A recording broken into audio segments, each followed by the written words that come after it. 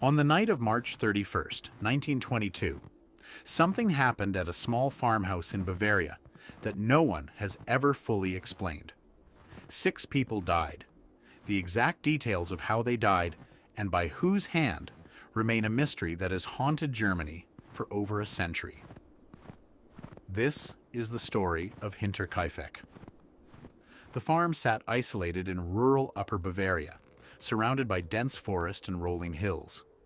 It was owned by a man named Andreas Gruber, a 72-year-old farmer who lived there with his wife, Cecilia. They weren't alone.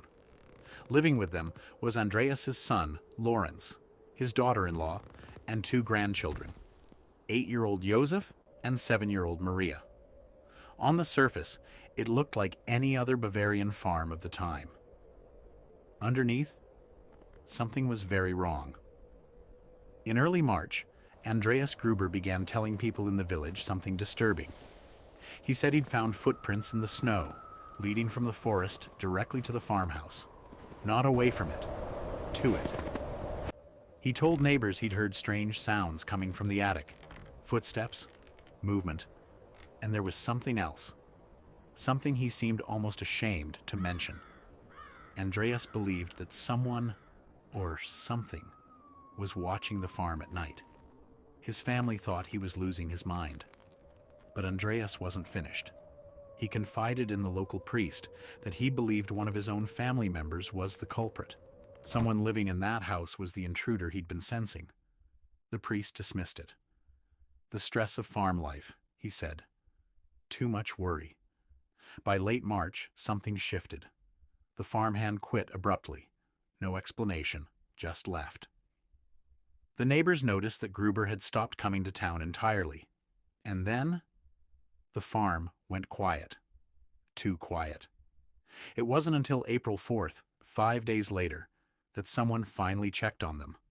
What they found would become one of Bavaria's most disturbing crime scenes. Andreas was there.